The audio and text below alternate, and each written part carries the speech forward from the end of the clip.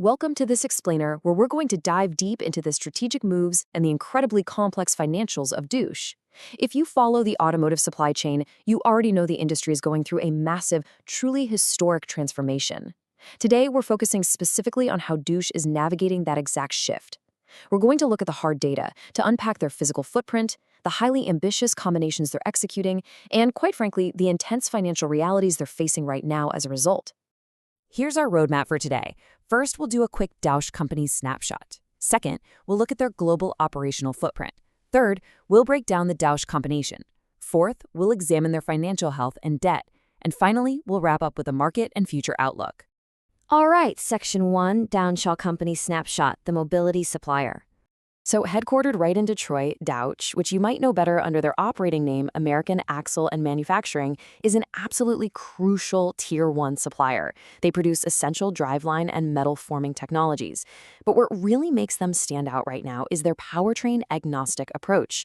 They're engineering systems for your traditional internal combustion engines, sure, but they're equally focused on modern electric and hybrid vehicles.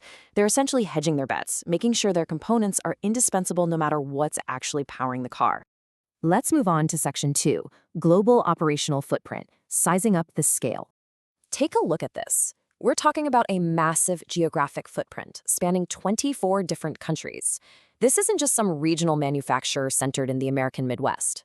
In an era where we all know supply chains can be notoriously fragile, having manufacturing and engineering spread across this many borders gives them immense geographic and customer diversification. It puts them literally right next door to the assembly plants of virtually every major automaker on the planet. And maintaining a global web like that requires immense human and structural capital. We're talking about over 175 facilities globally. That's manufacturing plants, engineering centers, validation grounds, all run by a workforce of more than 48,000 associates. Within this massive enterprise, operations are basically split between driveline and metal forming, with driveline pulling the bulk of the revenue weight. At this scale, Dauch is an absolute anchor for the global supply chain. All right, Section 3, the Dowlais combination, a strategic catalyst. Now here's where things get really interesting. Dauch is right in the process of a major recommended cash and share combination to acquire the Dowlais Group. This is a transformative transaction, purposely designed to create a combined group with completely unparalleled driveline and metal forming capabilities. And it's moving forward at a steady clip. The deal has already secured unconditional clearance from the European Commission, along with antitrust green lights in the US, the UK, India, and a few other key jurisdictions. Based on how the regulatory progress is tracking, they are targeting to close this monumental deal in the first quarter of 2026. So you might be asking, why take on the immense headache of a cross-border merger? Well, the driving force is compelling industrial logic. Management expects to realize roughly $300 million in synergies. If they can effectively integrate these two massive entities, combining purchasing power, cross-selling new technologies, that $300 million flows directly into strengthening their long-term competitive advantage. You can really see the sheer scale of this combination when you look at the accounting. To actually make this deal happen, Dauch issued over $933 million in common shares. On top of that, the transaction added an enormous $475 million in consolidated goodwill right onto their balance sheet. And that goodwill, it's essentially a massive bet. It's a premium paid over the fair value of Dowlais' net assets, completely based on the future earnings power they believe this combined company will have. Which brings us to Section 4, Financial Health and Debt, looking under the hood. Their Q1 balance sheet paints a picture of a company carrying a very heavy load. Now, they do maintain strong liquidity, holding just over $1 billion in cash and equivalents, and that supports a massive enterprise with over $11.2 billion in total assets. However, that impressive asset base is heavily weighed down by nearly $9.8 billion in total liabilities. Make no mistake, this is a highly leveraged operation. But the most striking figure on that balance sheet, the one that really demands our attention, is their long-term debt. It has swelled to over $5.15 billion. Now, that huge number didn't just appear out of nowhere. It's driven by extensive financing activities that were specifically structured to fund the Dowlais deal. Dauch has been incredibly active in the debt capital markets, issuing new senior secured and unsecured notes due in 2032 and 2033. They needed to do that to secure the capital for this massive acquisition, as well as to refinance their existing debt. And what adds some severe tension to that long-term debt load is their immediate operating performance.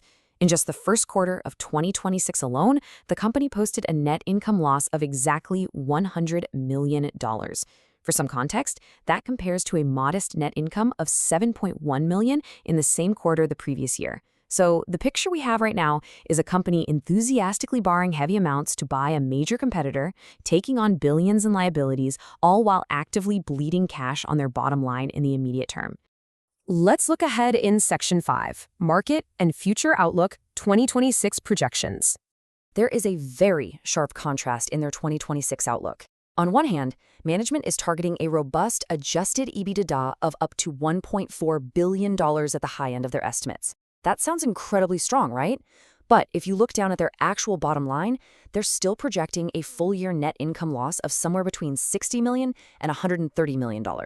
So, the obvious question is, how do you make $1.4 billion operationally but still post a net loss? Well, that profitability gap is driven entirely by some hefty, unavoidable obligations that are just eating away at their operational cash flow.